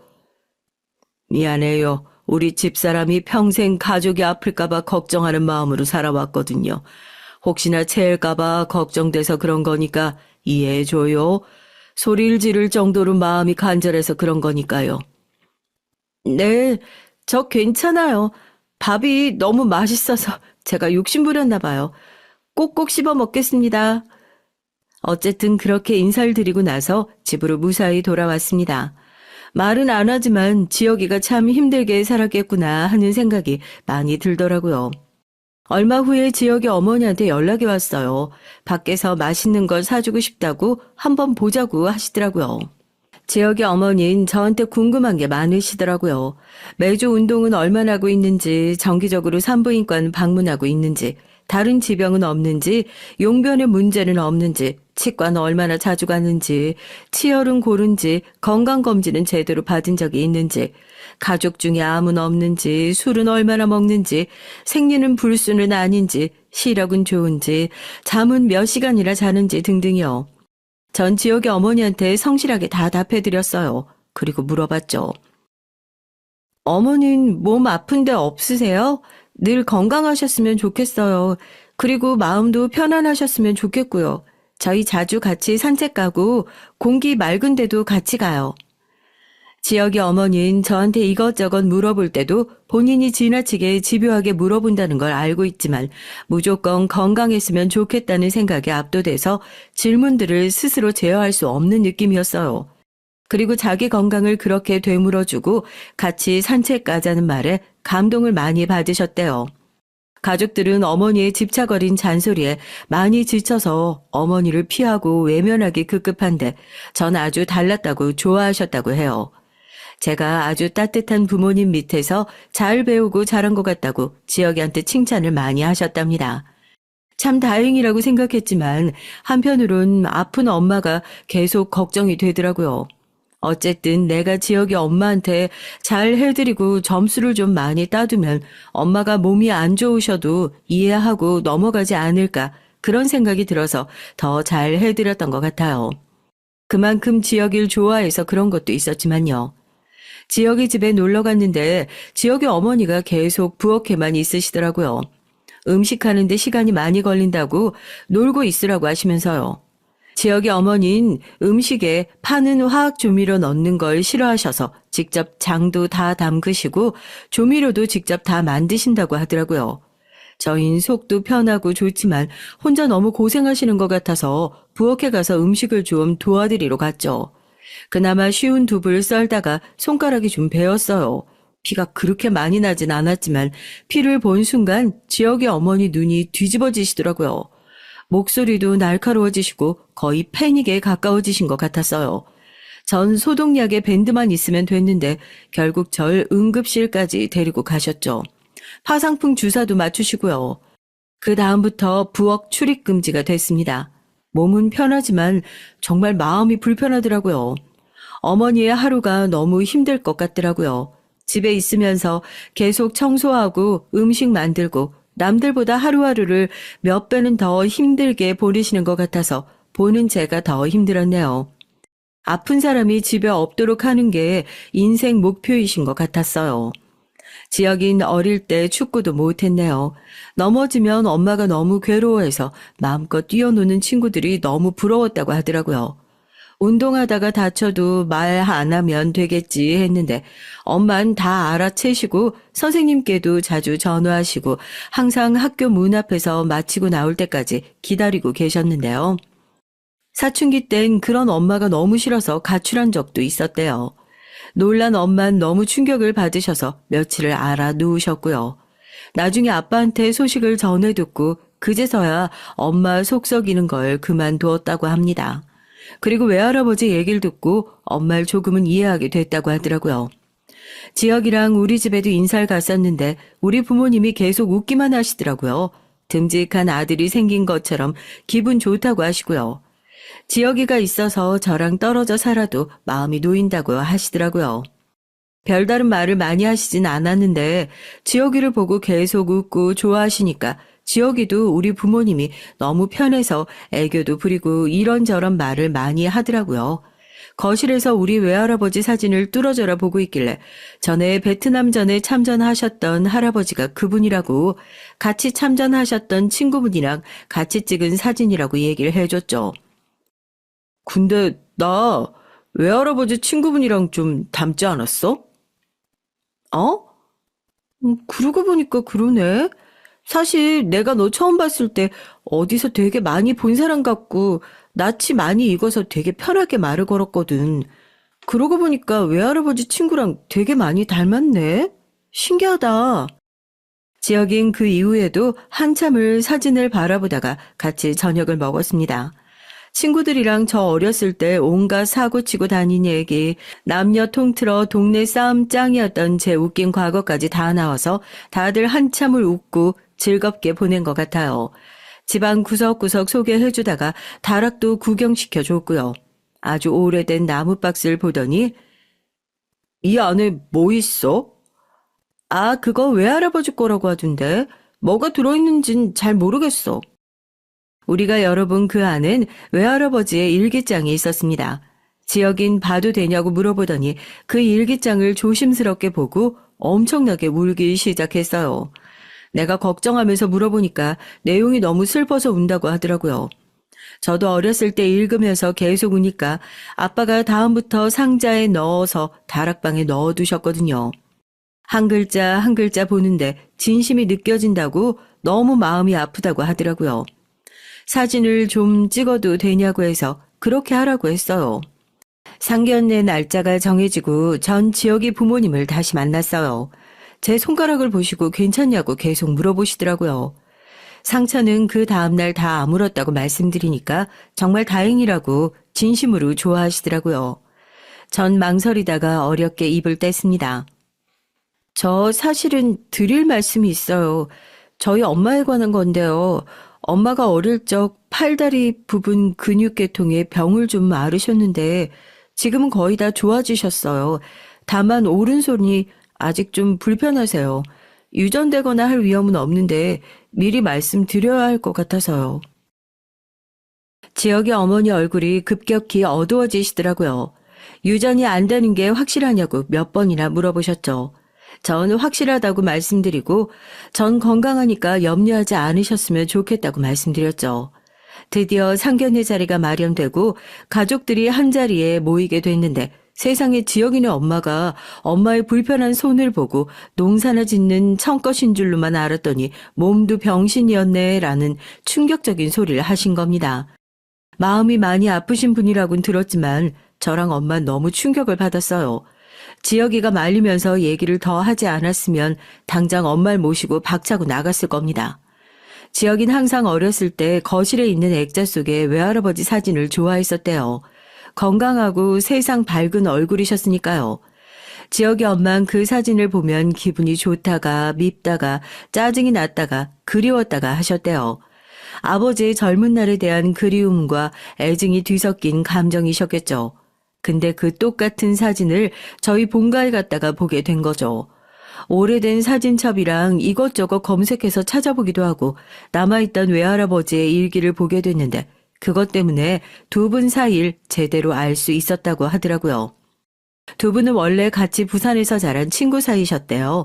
이건 두 할아버지께서 생전에 말씀하신 내용과 남자친구의 추측 그리고 우리 외할아버지의 일기에 적혀있는 내용을 토대로 쓴 얘기입니다. 하지만 얘기를 듣고 가족들이 다 인정한 내용들이에요. 시기랑 모든 게 딱 맞아 떨어졌거든요. 우리 외할아버지이신 재선 할아버지와 남친의 외할아버지이신 동호 할아버지로부터 이 얘기는 시작돼요. 사연이다 보니 이렇게 부르는 걸 이해해 주세요. 어렸을 때부터 같이 부산에서 자랐었는데 원래 서울 분이셨던 남친의 증조 할아버지께서 다시 서울에서 살고 싶으셨나 봐요. 계속 서울에 가자고 노래를 부르셔서 서울로 이사를 가게 되셨답니다. 이런 재선이랑 동호는 헤어지는 게 너무 서운했지만 할아버지가 너무 소원이라고 하셔서 어쩔 수 없이 이사를 갔다네요. 어렸을 때부터 절친한 친구였던지라 꼭 군대도 같이 가자고 약속을 하셨답니다. 남자친구 집에 남아있는 우리 할아버지의 편지에 나와있던 내용이라네요. 떨어져 있어도 자주 전화도 하고 편지도 하고 지내시다가 같이 군대를 가게 됐는데 당시 남친의 외할아버진 여자친구랑 결혼 계획까지 있어서 집안 어른들끼리 인사도 주고받았었다고 합니다. 그래도 친구와의 약속을 지키려고 군대 얼른 갔다 오겠다고 여자친구에게 기다려달라고 그랬대요. 뱃속에 애가 있는지 꿈에도 모른 채 말이죠. 군대 가기 전에 애절한 분위기에 취해서 딱 하룻밤이었다는데 덕분에 외할머니가 참 고생을 많이 하셨대요. 결혼하기로 했었는데 갑자기 군대를 가지 않나 애는 덜컥 생겨서 겁도 나고 남편은 군대 갔고 그래서 몇 달을 고민하시느라 너무 힘드셨다고 합니다. 두 할아버지는 운 좋게 또 같은 부대로 배치를 받으셨는데 얼마 되지 않아 월남전 파병을 가게 되셨나 봐요. 그때 보상금보다도 베트남도 공산당 때문에 고통받는다는 사실이 안타까웠던 남친의 외할아버지가 월남전에 참전하겠다고 하셨고 그 때문에 별 생각 없던 우리 외할아버지도 참전하기로 마음 먹으셨대요. 처음엔 다른 나라 전쟁에 전혀 관심 없던 우리 할아버지였는데 친구가 가는 게 혼자 보내면 안 될 것 같아서 같이 갔었다고 그렇게 얘기하셨다네요. 베트남으로 떠나기 전에 같이 사이좋게 찍은 사진이랑 편지를 각자 집으로 좀 보내달라고 다른 군인들한테 부탁을 하셔서 보냈다고 해요. 그 사진들은 아직도 각자 집에서 잘 보존되어 있었는데 사진 속의 할아버지들은 정말 밝고 행복하게 웃고 계셔서 어릴 때마다 그 사진을 보면 항상 기분이 좋았어요. 지역이 외할머니인 군대에서 사진이랑 편지가 왔단 얘기를 듣고 남자친구 집에 갔다가 사진이랑 편지를 읽고 대성통곡을 하셨다네요. 나쁜 놈이라고 너무 심하게 우셔서 달래다가 어른들이 임신 사실까지 알게 되신 겁니다.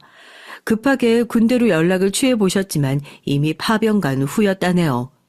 두 할아버지는 어린 나이다 보니 전쟁의 심각성 따윈 모르고 가셨다가 가서 정말 죽을 고생을 다 하셨대요.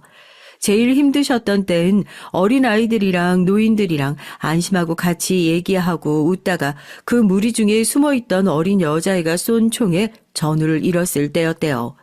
민간인이랑 군인들이 구분이 전혀 가지 않아 정말 어쩔 수 없이 많은 사람들을 죽이셨다고 하더라고요. 처음엔 민간인은 절대 죽이면 안 된다고 생각하셨지만 옆에 같이 울고 웃던 전우들이 온몸에 총알이 박혀 죽어나가는 모습을 보고 눈이 돌아버리셨다고요. 민간인 속에 베트공이 숨어 있으니 내가 살고 내 전우가 살려면 총을 쏴야만 했었다고요. 하루하루가 견디기 정말 지옥 같았는데 그래도 서로가 꼭 살아서 같이 한국에 가자라는 마음으로 버티고 또 버티셨답니다. 아무것도 모르는 아이들까지 전쟁 방패로 삼는 공산당이 정말 밉기도 했고 내가 살기 위해서 많은 사람을 또 죽여야 하는 상황이 되니까 정신적으로 너무 힘드셨대요. 동호 할아버지는 꼭 여자친구랑 결혼하겠다고 약속하고 군대 왔는데 여자친구가 애타게 자기를 기다리고 있을 상황에 너무 미안하셨답니다. 차라리 약속이라도 하지 말고 편하게 다른 남자 만나고 시집갈 수 있게 마음이라도 편하게 해주고 올 걸 그랬다고 후회를 많이 하셨다네요. 게다가 상의도 없이 베트남까지 왔으니 너무 미안한 마음에 그래도 꼭 끝까지 살아 돌아가겠다는 마음으로 버티고 버티셨대요. 재선 할아버지는 동호 할아버지랑 어떻게든 살아서 한국에 가야겠다는 생각으로 버티셨고요. 어릴 적 같은 동네에 살았을 때 같이 물놀이 갔다가 물에 빠진 재선 할아버지를 동호 할아버지가 뛰어들어 구한 적이 있었대요. 물에 빠진 사람은 잘못하면 같이 빠져 죽을 수도 있어서 정말 조심해야 하는데 동호 할아버진 제서이 죽는다 빨리 어른들 불러라 하군 고민도 없이 물에 뛰어드셨답니다. 그때 동호 할아버지가 구해주지 않았으면 이미 자긴 물귀신이 됐을 거란 얘기를 하시면서 자주 우셨다고 하네요. 그래서 내가 꼭 동호가 위험할 때 한 번은 은혜를 갚아야 한다고 생각하셔서 전쟁에도 따라가셨던 거랍니다. 그래서 그렇게 몸을 날려 동호 할아버지를 구하셨나 봐요. 엄청난 총격전이 벌어졌는데 길어진 전쟁에 서로 악에 바칠 대로 바친 상태였대요. 두 할아버지는 서로 엄호해주면서 앞으로 전진해 가다가 동호 할아버지가 다리에 심한 총상을 입고 쓰러지셨대요. 총알이 너무 빗발쳐서 아무도 데리러 갈 엄두를 못 내고 있었는데 재선 할아버지가 어떻게든 살리려고 어떻게든 총알을 피해서 참호로 끌고 들어가셨다고 합니다. 뼈까지 끊어진 것 같은 다리를 갖고 있던 천으로 꽁꽁 싸매줬는데 덕분에 그래도 다리 형체는 유지할 수 있었던 거라고 했대요. 그런데 참호가 폭격 대상이 됐고 동호 할아버지의 눈에 보였던 마지막 기억은 폭탄을 맞고 피를 흘리며 저 멀리 나라가 내동댕이 쳐진 재선 할아버지의 모습이었답니다. 참호에서 기어 나오려고 울부짖다가 폭탄 때문에 참호에 깔려 묻혔던 기억만 있다고 하더라고요. 그리고 며칠 후 의식을 찾았을 때 다리를 심하게 다쳐 수술 후 치료 중이었는데 옆에 재선 할아버지가 없다는 사실을 믿을 수가 없었답니다. 그 전투에서 살아남은 사람은 같은 병실에 모여 있었는데 살아남은 사람은 병실에 있는 사람이 전부라고 했대요. 주변에 치료받던 동료들도 재선이는 죽었다고 말하고 그 시신을 수습했던 동료들도 있어서 계속 울기만 하셨대요. 울다가 자다가를 반복했는데 다친 사람들은 한국으로 빨리 송환 결정이 내려져서 한국으로 오셨다네요. 재선이 시신만이라도 가져갈 수 있게 해달라고 많이 울고 빌었다는데 나라에서 다 알아서 할 거니까 걱정 말라고 하셨답니다. 다리가 불구가 된 몸으로 마음의 병까지 얻어서 왔는데 여자친구랑 부모님이 같이 살고 있어서 1차로 놀라고 자기도 몰랐던 딸이 있어서 정말 놀라셨대요. 그렇게 가정을 이루고 사셨지만 우울증이 자주 도져서 술만 드시고 사셨다고 합니다. 하루는 괜찮다가 3일은 아파하고 또 하루 정신이 돌아왔다가 이틀을 고통스러워하기를 반복하셨다네요. 자기가 월남전에 참전하겠다고만 안 했으면 재선이가 죽지 않았을 텐데 미안해서 부산에도 재선이 가족들한테 연락도 못하고 한평생 그리워하고 자꾸만 가슴을 치고 잠도 못 이루셨대요. 시신은 수습이 됐는지 자기 때문에 죽었다고 생각을 하니까 정말 그 죄책감에 아무것도 할 수 없었나 봐요. 그래도 친구가 구해준 소중한 목숨으로 어떻게든 힘내봐야지 하다가 월남전 소식만 나와도 메스껍고 머리가 돌아버릴 것 같아 TV를 꺼버리고 밤새 떨며 아파하셨답니다. 다리가 불편하시니까 딸을 데리고 어디를 가려고 해도 다리가 불편한 사람이 편하게 다닐 수 있는 복지들이 당시엔 거의 없다 보니 집에만 주로 있으셨다고 해요. 항상 밝고 재미있었던 사람이 한순간에 변해서 할머니도 많이 놀랐지만 한평생 함께 하겠다는 약속을 꼭 지키겠다고 항상 그 옆을 지키셨답니다. 다만 아빠의 불안한 성정에 영향을 받은 지역의 엄만 극도의 강박을 가지게 됐네요. 특히나 몸이 건강해야 한다고 몸이 불편한 사람만 보면 극도로 피하고 가족의 건강에 특히나 집착을 많이 하게 되셨다고 합니다. 우리 할아버지, 재선 할아버지는 그 폭격에 참호에서 튕겨나가시고 너무 큰 충격에 의식을 잃으셔서 며칠 동안 기억이 없으셨대요. 정신을 차려보니까 이미 시신으로 분류돼서 시체 더미에 같이 쌓여 있었다고 하더라고요. 꿈에서 계속 동호 할아버지가 부르는 소리 때문에 너무 시끄러워서 정신이 들었다고 하는데 시신이라고 뭔가 덮여져 있었나 봐요. 끙끙거리고 소리를 계속 낸 지 한참 만에 어떤 병사가 발견해서 간신히 병원으로 이송됐지만 어디 한 곳 골절되지 않은 곳이 없어서 바로 이송이 불가능했대요. 본국으로 송환되는데도 한참이 걸렸고 거기서 계속 치료받다가 고엽제까지 맞으셨는데 그게 뭔 줄 몰라서 그냥 시원하다고 생각하고 있다가 뭔가 좀 찝찝해서 계속 맞진 않으셨대요. 그게 정말 다행이었던 것 같아요. 그리고 당연히 동호 할아버진 죽었다고 생각하셨대요. 꿈에서도 산 사람의 모습이 아닌 것처럼 느껴졌고 베트남 어디서도 소식을 들을 수가 없었기 때문이었죠. 죽어서도 날 살리려고 그렇게 고함을 지르고 날 깨웠구나, 동호야. 난 널 살리려고 여기 따라왔는데 내가 또 너 때문에 살았다. 나만 살았다, 동호야. 할아버진 동호 할아버지가 그리울 때마다 저렇게 일기장에 계속 반복해서 쓰셨더라고요. 정말 많이 보고 싶으셨나 봐요. 참호에서 폭탄을 맞을 때 참호가 무너졌던 걸로 기억을 하고 계셨는데 그 지역은 이미 전투가 끝나고 다 불에 타서 시신도 찾기 어렵다고 했다네요.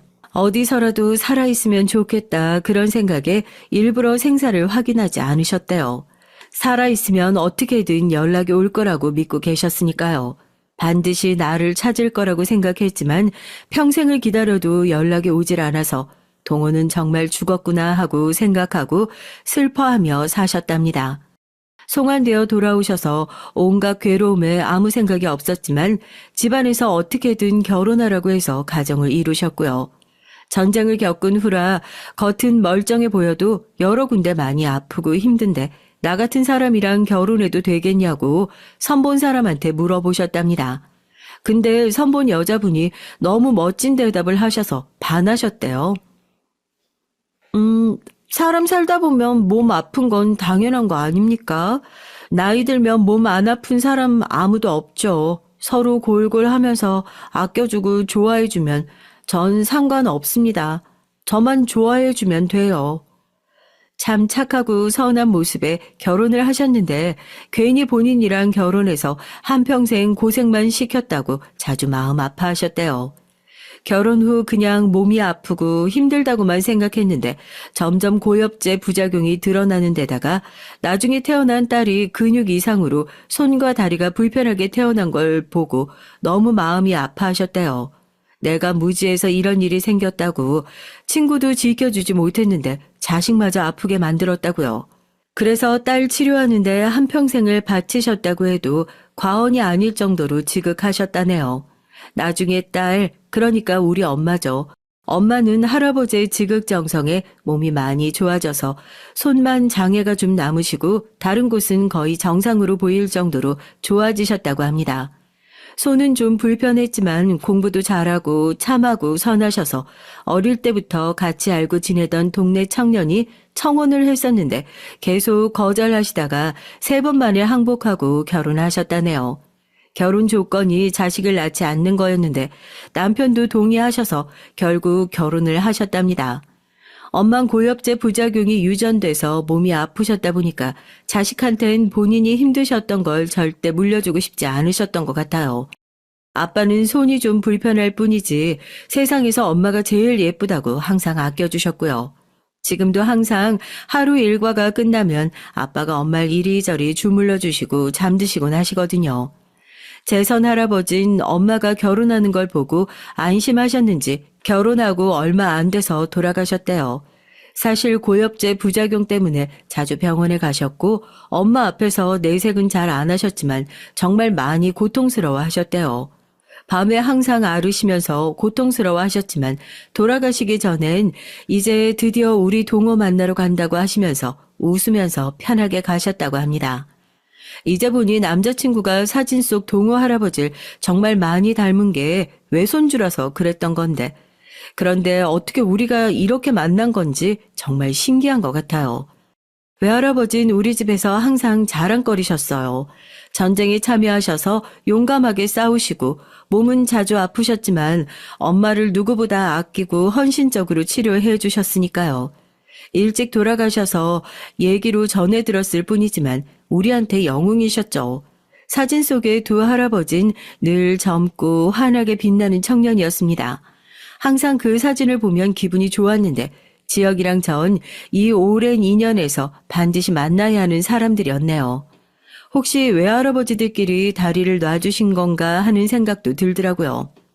어떻게 사는 지역도 달랐던 우리가 같은 대학, 같은 과에 입학했던 건지 그리고 처음부터 그렇게 친해질 수 있었던 건지도 정말 너무 신기했어요. 두 분의 깊은 그리움이 몇 대가 지나도 사라지지 않고 우리를 만나게 해주신 것 같아 정말 감동이었습니다. 모든 걸 알게 돼서 잠시 잊고 있었지만 그래도 우리 엄마한테 막말한 지혁이 엄마한테 사과는 꼭 받아야겠더라고요. 처음에 지혁이 엄만 저희가 꾸민 얘기가 아니냐고 못 믿겠다고 하시더라고요. 지혁인 조용히 휴대폰으로 찍은 사진을 내밀었습니다. 거기엔 우리 집 거실에 걸려있는 두 분의 사진이 있었고요. 그리고 재선 할아버지 일기장을 보다가 찍었던 사진을 내밀었죠. 동호야, 내가 살아있으면 좋겠다. 살아있으면 나를 꼭 한번 찾아왔을 텐데. 동네 사람한테 물어라도 날 찾아왔을 텐데. 그치? 동호야, 미안하다. 내가 널 끝까지 살렸어야 했는데. 내가 좀 더 운이 좋았으면 그래서 그 포탄에 날아가지만 않았어도 죽어도 네 옆에서 사이좋게 죽어서 너 가는 길이 외롭지 않길 했어야 했는데. 미안하다 동호야.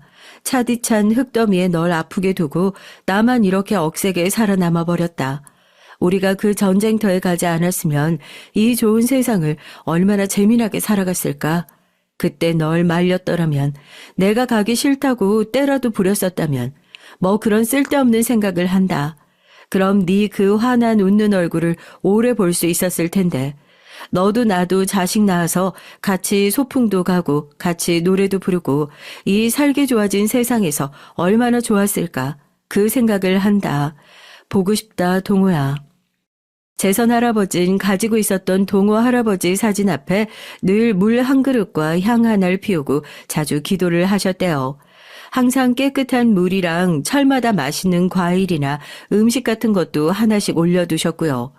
전쟁서 깨끗한 물이 그렇게 먹고 싶고 맛있는 것들이 정말 많이 먹고 싶었는데 그걸 마음대로 많이 못해보고 죽었다고 생각하니까 마음이 많이 아프셔서 그랬다고 하시네요. 지혁이네 엄만 한참을 들여다보시고 소리내서 꺽꺽 우시기 시작했어요. 옆에서 지혁 아빠가 한참을 토닥이시더라고요. 좀 안정되고 우리 엄마한테 정말 죄송하다고 하시더라고요. 저희 아버지는 평생 고생 속에 사셨어요. 당신 때문에 친구가 죽었다고 자주 술을 마시고 항상 가슴을 치셨죠. 절 보면서 항상 만감이 교차한 표정이셨고요.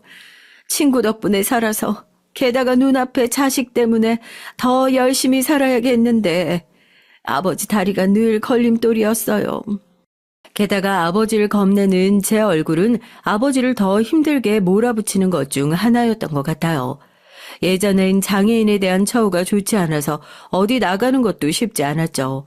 동네에 나가면 다리 병신이라고 수군거리는 사람들도 많았고 학교에서도 절 병신 딸이라고 놀리는 남자애들도 많았어요.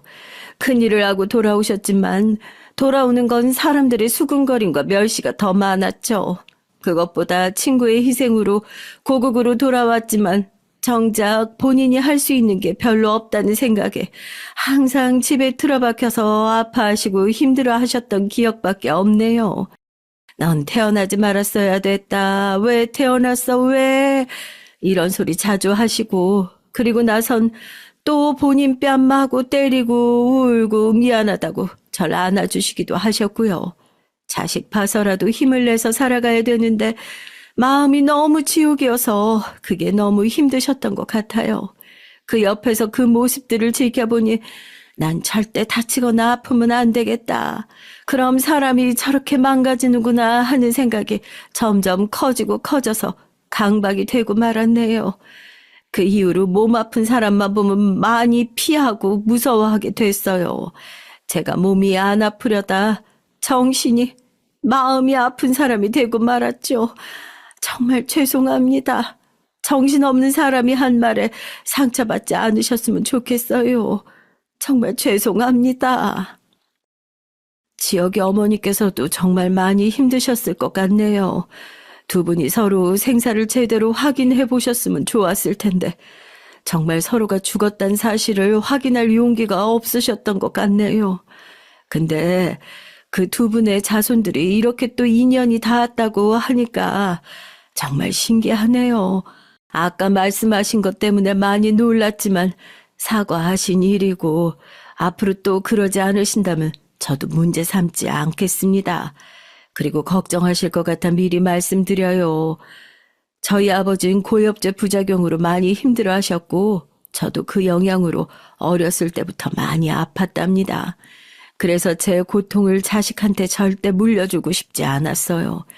다행히 제가 이렇게 부족한데도 절 예뻐해 주시는 지금 남편을 만났지만 유전병이 생길까 해서 아이는 낳지 않았습니다. 우리 지인 사고로 돌아가신 막내 고모의 늦둥이 딸이에요. 제가 입양해서 키운 딸이니까 건강은 염려하지 않으셔도 됩니다. 어렸을 때부터 잘 먹고 공부도 잘해서 아주 건강해요. 그러니 우리 지 예쁘게 봐주시고 두 아이 허락해 주셨으면 합니다. 사실 지희한테 유전이 되지 않으니 걱정하지 않아도 된다고 들었는데 저도 모르게 너무 걱정돼서 자세히 물어보고 싶었습니다. 근데 이렇게 말씀해 주시니까 제가 다 부끄럽네요. 걱정하고 있었는데 이렇게 먼저 얘기해 주셔서 정말 감사합니다. 이제 마음 놓겠습니다. 마음으로 낳은 딸을 저렇게 밝고 예쁘게 키우시다니 두 분의 인품을 알 것 같네요. 저희 많이 부족한 부모지만 저희도 잘 부탁드리겠습니다. 저 둘은 저희 아버지와 재선아 아저씨가 이미 허락하신 사이 같네요. 두 분이 참 서로 많이 그리워하시고 가족이 되고 싶으셨나 봅니다. 앞으로 잘 부탁드릴게요. 사부인, 사돈어른, 그리고 본의 아니게 상처 줘서 미안하다, 지희야. 나도 모르게 정말 실수를 했다. 앞으로 내가 정말 잘할게. 이렇게 눈물, 콧물, 상견례는 끝났어요. 지혁이는 엄마가 저렇게 얘기하는 걸 듣고 정말 많이 놀랐다네요. 엄마가 어린 시절부터 가지고 있었던 많은 트라우마들이 한 번에 해결되신 것처럼 많이 웃고 밝아지셨다고요. 늘 무섭고 이상했던 아버지를 제대로 이해하시고 나서 마음이 확 바뀌신 것 같다네요. 아빠도 이제 하늘나라에서 재선 아저씨랑 신나게 놀고 계실 거잖아. 나도 이제 신나게 너희들이랑 살란다. 나도 좀 웃으면서 즐기면서 살고 싶어. 나도 그동안 많이 힘들었어. 나도 이제 그만하고 웃으면서 살 거야. 결혼식 준비는 차근차근 진행돼서 2달 후에 결혼식을 올려요. 지혁아, 우리 가족이 되면 뭐가 많이 바뀔까? 아님 지금처럼 평범하게 살게 될까? 당연히 조금씩 뭔가 바뀌겠지. 그런데 아주 좋은 방향으로 바뀔 것 같아. 우리 엄마만 해도 우리 결혼으로 많이 밝아지고 좋아지셨잖아. 지금 우리 아빠랑 엄마는 몇십 년 만에 다시 신혼때가 된 것처럼 재밌게 밝게 잘 지내고 계셔. 너네 부모님은 원래 사이 좋으시지만 우리가 더 좋게 만들어드리면 되는 거지 뭐.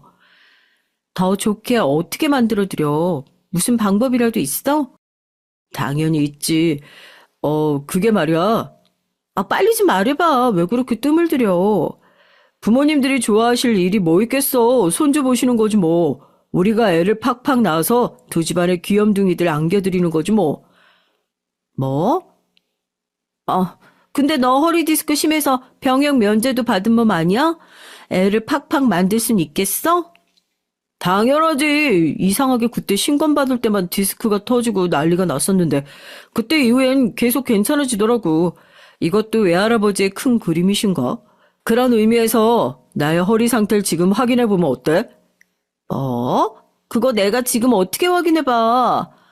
아니, 이 여자가, 내가 다 말로 해야 돼? 이리 와봐. 결혼 허락도 받았고 너무 꿀 떨어지는 하루하루를 보냈다가 정말 덜컥 임신을 해버렸어요. 덕분에 결혼 일정도 앞당기고 곧 아빠 엄마가 되게 생겼네요. 지역인 회사에서 열심히 일하다가 가업을 이어받아 식당 경영을 하게 됐어요.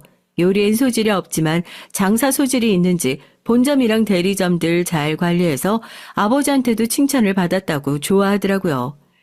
지혁이가 그 일을 하게 될 줄 몰랐었는데 왜 그런 결정을 내렸는지 물어봤는데 좀 감동이었습니다.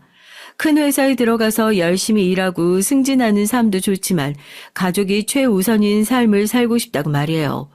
그동안 고통받고 사는 가족들 모습에 가족을 등지고 살고 싶다고 생각한 적도 많다고요. 그런데 엄마가 변하는 모습도 보고 우리 엄마 아빠가 사는 모습도 보고 저렇게 예쁘게 살 수 있구나 하는 생각이 들었답니다. 그리고 일한다고 그리고 아이를 혼자 두고 싶지도 않았다고 하더라고요. 아무래도 시간적 여유가 많고 가족과 함께 할 수 있는 시간이 더 많은 일을 찾다 보니 지금 일이 딱 맞다고 하더라고요.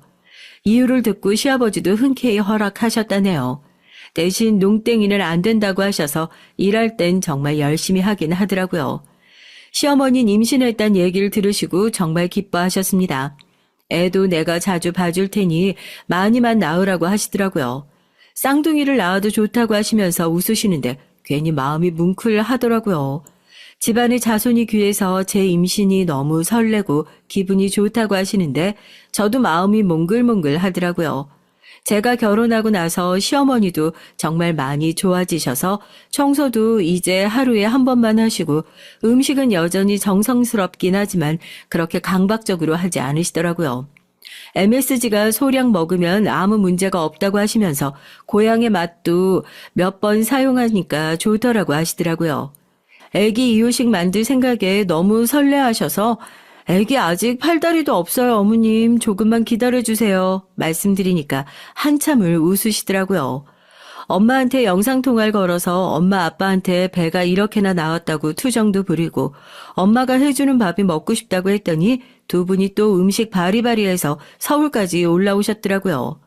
음식이 너무 많아서 시댁 식구들까지 불러 같이 식사도 했고요. 제가 임신한 걸 좋아하는 사람들이 이렇게나 많은 건 진짜 축복인 것 같네요. 부끄럽기도 하지만 뭔가 큰일을 해낸 것처럼 자랑스럽기도 하고 하여튼 기분이 묘했습니다. 애가 딸인지 아들인지도 모르는데 우리 엄마랑 시어머니는 기저귀는 이런 게 좋고 유모차는 이런 게 좋고 온갖 아이 용품에 대화를 한참 하시더라고요. 나이 드신 분들한테 할 말은 아니지만 정말 귀여우셨죠. 시어머니는 마사지하는 방법을 배우셔서 아버님께도 해드렸는데 괜찮다고 하시면서 엄마 손을 주물러 주시더라고요. 엄마가 아이고 시원하다 아저씨처럼 얘기하시는데 다들 웃음이 터졌습니다.